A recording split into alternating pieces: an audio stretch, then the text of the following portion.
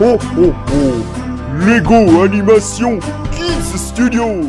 Bienvenue à tous et à toutes. Je me présente, Albus Dumbledore.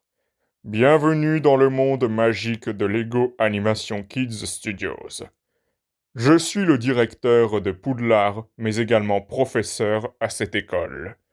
Je tenais à vous souhaiter une très bonne vidéo devant cette nouvelle Lego Minifigure Review qui sera sur ma minifigurine Lego. Bonjour à tous et à toutes, bienvenue dans le monde magique de Lego Animation Kids Studios.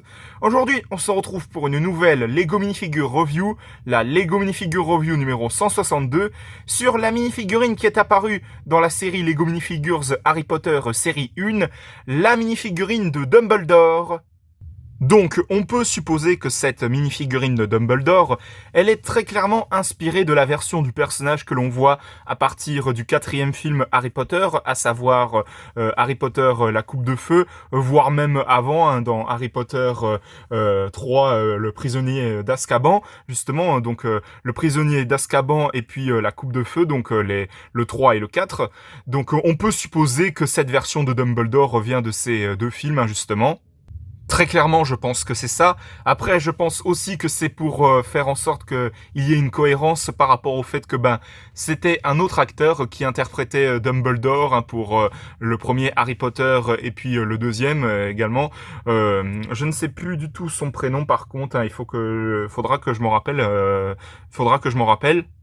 Ah oui, Richard Harris, justement. C'était Richard Harris qui interprétait le rôle de Dumbledore dans le premier Harry Potter ainsi que dans le deuxième. Et puis, quand ils ont appris que malheureusement l'acteur était décédé, ils ont fait appel à Michael Gambon pour jouer le rôle à partir du troisième film, hein, pour le restant des volets de la saga. Et malheureusement, Michael Gambon, on l'a perdu également, hein, tout comme Maggie Smith et Robbie Coltrane, hein, les acteurs pour Hagrid et puis Minerva McGonagall. Eh bien, malheureusement, Michael Gambon, on l'a perdu également. D'ailleurs, cette vidéo fait bien sûr, évidemment, également office d'hommage à cet acteur qu'on regrette bien évidemment. En tout cas, pour cette mini-figurine de Dumbledore, je la trouve super classe, hein.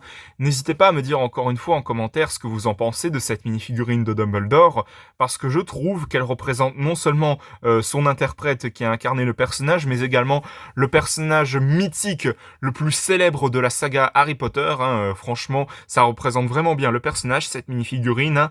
D'ailleurs, n'hésitez pas à me dire en commentaire ce que vous en pensez, encore une fois, hein.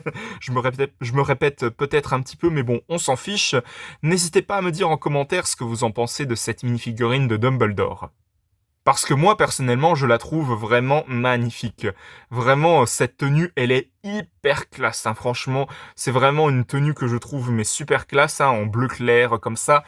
Et bien justement, nous allons tout de suite commencer cette Lego Minifigure Review. Donc comme vous avez pu voir, il a un petit accessoire. Par contre, je n'ai aucune idée de ce que ça représente, hein. Comme je vous l'ai dit, hein, dans la précédente Lego Minifigure Review sur la minifigurine de Minerva McGonagall, eh bien je n'ai pas revu les films depuis un petit bout de temps, hein, donc faudra m'en excuser, hein. Donc n'hésitez pas à me redire si besoin en commentaire ce que ça représente cet objet. Mais en tout cas, la tête de Dumbledore est super bien faite, hein, c'est vraiment magnifique, hein, elle est super bien faite, cette tête de Dumbledore, hein, avec ce chapeau fait exprès moulé, avec pour faire en sorte que ce soit à la fois le chapeau et les cheveux, c'est vraiment magnifique, hein. Ce personnage qui possède pas de double expression, hein, dans mes souvenirs, je croyais que oui, hein, mais bon, hein, pas du tout, a priori. Et en tout cas, pour le reste de la tête avec la barbe, c'est vraiment magnifique. Bon, si vous retirez la barbe, ça donne quelque chose de assez étrange, hein, on va pas se mentir, hein. La tête de Dumbledore sans barbe comme ça me fait penser étrangement à un personnage dans Breaking Bad ou quelque chose comme ça, hein, si jamais certains voient de quoi je parle, hein, bien sûr, hein. Mais bon, en tout cas, voilà pour la petite précision ce que ça donne, la tête de Dumbledore sans barbe, justement.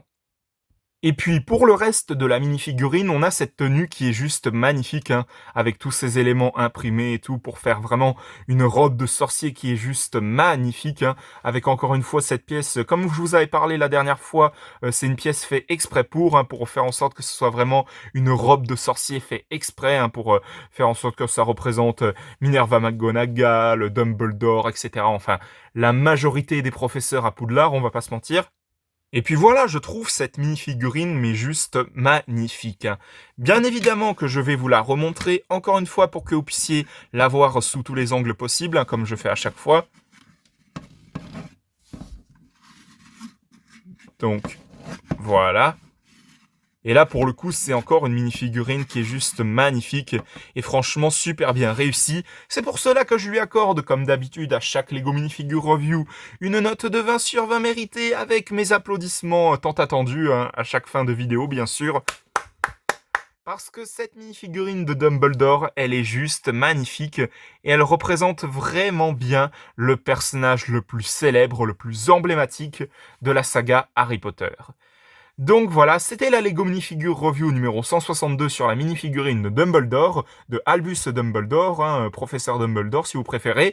En tout cas, j'espère que cette vidéo vous aura plu. Si c'est le cas, mettez un bon pouce, un commentaire et n'hésitez pas aussi à vous abonner. Franchement, ça me ferait tellement plaisir, extrêmement plaisir même. En tout cas, n'hésitez pas à vous abonner également à la chaîne de GL7 Gaming, de HL5 Gaming et de Snow the Dog. On se retrouve pour de prochaines vidéos dans le monde magique de Lego Animation Kids Studios. À la prochaine, au revoir. À très bientôt pour de nouvelles aventures magiques. Expecto Patronum!